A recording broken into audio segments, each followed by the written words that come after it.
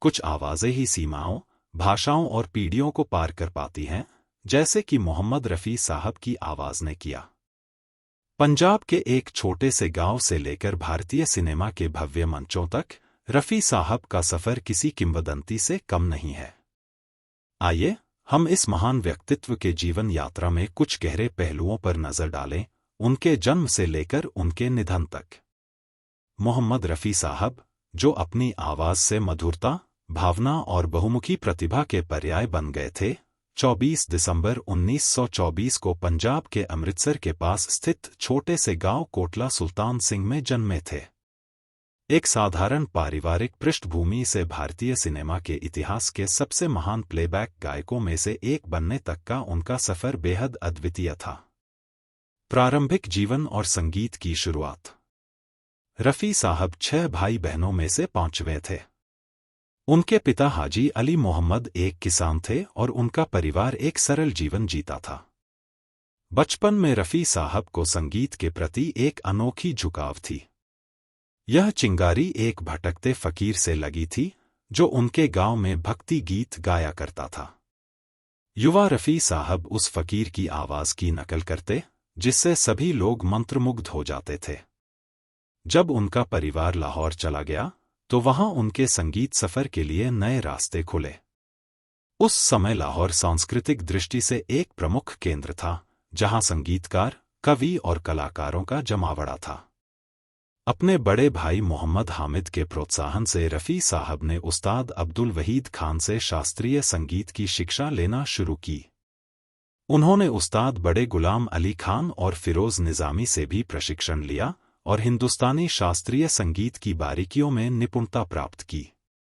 रफ़ी साहब का पहला सार्वजनिक प्रदर्शन तब हुआ जब वे एक संगीत समारोह में गाए, जिसमें कंवर साहिब के प्रसिद्ध गायकार के सहगल भी मौजूद थे। सहगल ने उनकी प्रतिभा को देखकर कहा था कि रफ़ी साहब में एक सितारे बनने की पूरी क्षमता है। इस प्रोत्साहन के साथ और उनके परिवार के समर्थन से रफ़ी साहब ने संगीत को पेशेवर रूप से अपनाने का निर्णय लिया।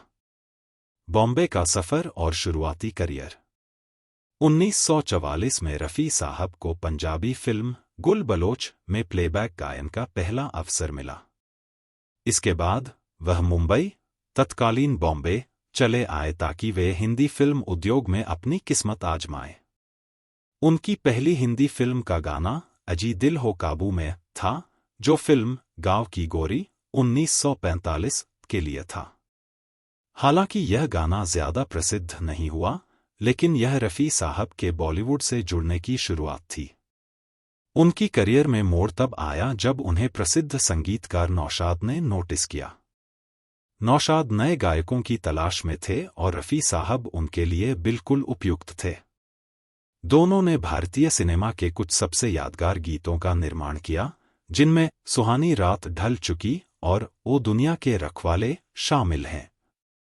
1940 के दशक के अंत तक रफ़ी साहब ने खुद को प्रमुख प्लेबैक गायकों में से एक के रूप में स्थापित कर लिया था। सुनहरा दौर 1950 और 1960 के दशक। 1950 और 1960 का दशक रफ़ी साहब के करियर का सुनहरा दौर था।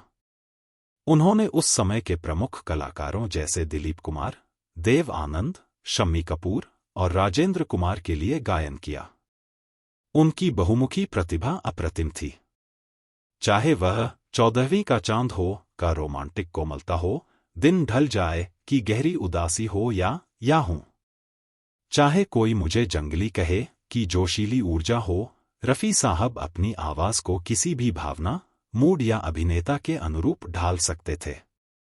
संगीतकारों जैसे S.D. बर्मन, O.P. नैयर, शंकर जयकिशन और लक्ष्मीकांत प्यारेलाल के साथ उनकी साझेदारी से अनगिनत हिट गाने उत्पन्न हुए। रफ़ी साहब सिर्फ एक गायक नहीं थे, बल्कि एक अद्भुत व्यक्तित्व थे। उनके द्वारा गाए गए गीतों में जीवन का एहसास और रचनाओं की संपूर्णता का व्यक्तित्व होता था, जिससे वे संगीतकारों और श्रोताओं दोनों के प्रिय बन गए। व्यक्तिगत जीवन, सरलता और उदारता का प्रतीक। अपनी अपार सफलता के बावजूद रफ़ी साहब एक विनम्र और गहरे आध्यात्मिक व्यक्ति थे। उन्होंने 1945 में बिल्किस बानो से शादी की और उनके 4 बेटे और 3 बेटियां हुईं। रफ़ी साहब एक समर्पित पारिवारिक व्यक्ति थे, जिन्होंने अपने कठिन करियर के बावजूद अपने परिवार के साथ समय बिताया, बच्चों के साथ कहानियां, संगीत और हंसी मजाक में वक्त गुजारते थे। रफ़ी साहब की उदारता किंवदंती बन चुकी थी। वे अक्सर संघर्षशील संगीतकारों और नए कलाकारों के लिए बिना किसी शुल्क के गाया करते थे, केवल उनके प्रतिभा को प्रोत्साहित करने के लिए। उनके अच्छे कार्यों की कई कहानियां हैं, चाहे वह किसी जूनियर कलाकार की आर्थिक मदद हो या संघर्षरत गीतकारों को रॉयल्टी का उपहार देना हो। उन्होंने एक साधारण जीवन जिया और प्रचार से दूर रहकर सिर्फ अपने संगीत पर ध्यान केंद्रित किया। 1970 के दशक की चुनौतियां। 1970 के दशक की शुरुआत रफ़ी साहब के लिए चुनौतीपूर्ण थी। राजेश खन्ना के दौर के आने से किशोर कुमार ने प्रमुखता प्राप्त की और रफ़ी साहब की प्लेबैक गायन में प्रभुत्व घटने लगा। फिर भी वे दृढ़ रहे और क्या हुआ तेरा वादा और तेरे घर के सामने जैसे हिट गानों से अपनी काबिलियत साबित की।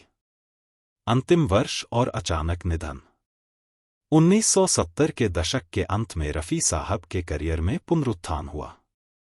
दर्द दिल दर्द जिगर और हम किसी से कम नहीं जैसे गानों ने एक बार फिर उनकी महारत को स्थापित किया।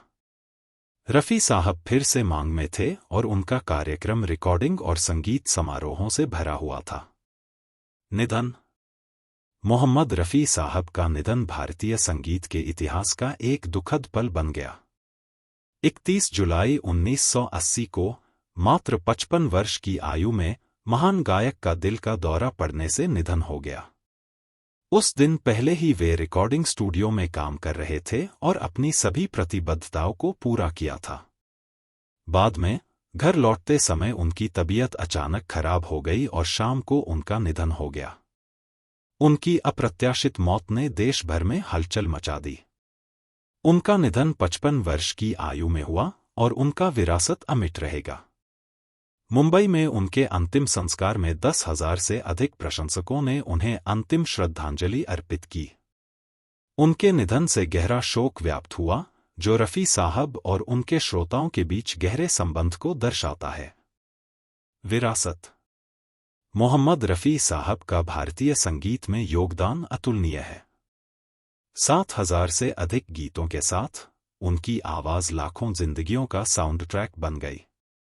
उनके गीत आज भी पुरानी यादों और प्रशंसा का कारण बनते हैं और वे भारतीय संगीत के इतिहास में हमेशा एक अमर उपस्थिति बने रहेंगे। रफ़ी साहब की विनम्रता, उदारता और अपने कला के प्रति समर्पण ने उन्हें सिर्फ एक संगीत किंवदंती नहीं, बल्कि जीवन के उद्देश्य और गरिमा के प्रतीक के रूप में स्थापित किया।